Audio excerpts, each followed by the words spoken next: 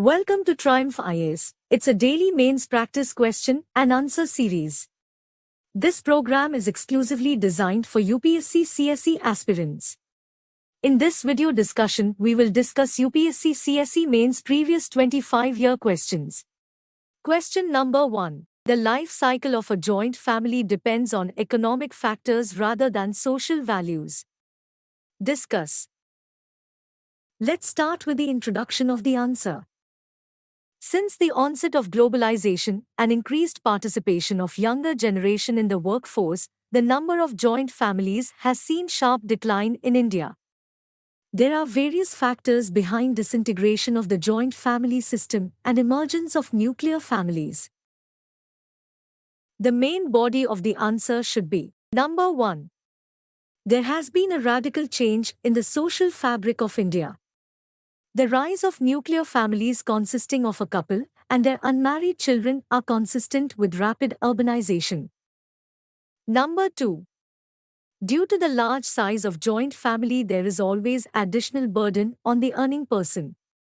This prompts people to go for nuclear families. Number 3. Most of the nuclear families in cities consist of young married people who have migrated from villages in search of job or better life opportunities. Number 4. The continuation of social norms and cultural practices depends on economic capacity of the family. Therefore, joint families can still be seen in the affluent section of the society. Number 5. People are more and more attracted towards the Western materialistic lifestyle. Therefore, people chasing a standard of living that do not match their income level have no option but to go for smaller families and reduced responsibilities. Number 6. Weakening of traditional social structure like Jasmani system and increased monetization of relation have superseded the traditional values of joint families. Conclusion of the answer is: therefore, while the economic factors are prime reasons for disintegration of traditional joint families, the kinship network and social norm still holds a significant place in Indian society. Question number 2. Right of movement and residence throughout the territory of India are freely available to the Indian citizens, but these rights are not absolute. Comment.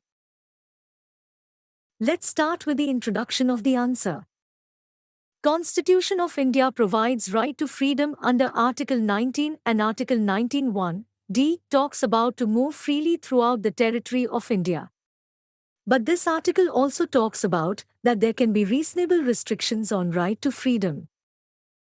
The main body of the answer should be: the grounds of imposing reasonable restrictions on this freedom are two, namely, the interests of general public and the protection of interests of any scheduled tribe.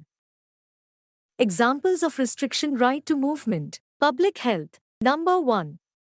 Lockdown during the COVID time is one of the most recent examples of the reasonable restriction. Number 2. The Bombay High Court validated the restrictions on the movement of persons affected by AIDS. Interest of tribes. Number 1. Entry in the tribal areas is restricted to protect the distinctive culture, language, customs, and manners of scheduled tribes. Example: certain areas in Andaman and Nicobar Island, North-East. Inner line permit. Number 1. Various areas of the states like Arunachal Pradesh require inner line permit from the outsiders to move in the restricted areas. Public order. Number 1. During curfew kind of situations for the security and safety purposes, movement of the people get restricted. Number 2. Use of Section 144 prohibits gathering of 4 or more people in the concerned area. Conclusion of the answer is: all the fundamental rights which have been provided under Indian Constitution are not absolute. For maintaining the social harmony and creating a balance between the individual rights and social harmony, reasonable restrictions on the fundamental rights is needed. Question number 3. Discuss the work of Bose-Einstein statistics done by Professor Satyendranath Bose and show how it revolutionized the field of physics. Let's start with the introduction of the answer.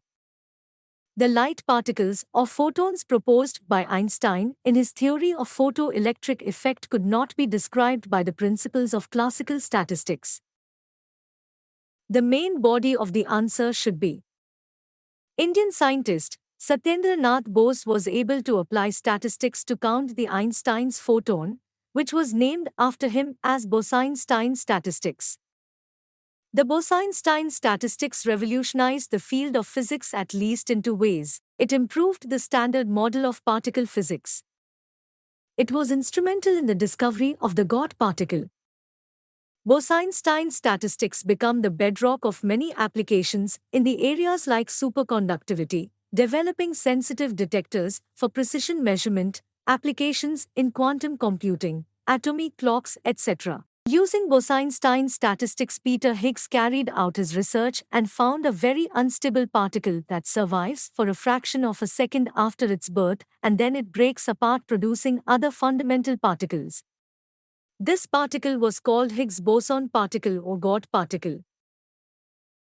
Conclusion of the answer is: this is how the Bose-Einstein statistics helped in improving the standard model of particle physics and our understanding of the universe as well.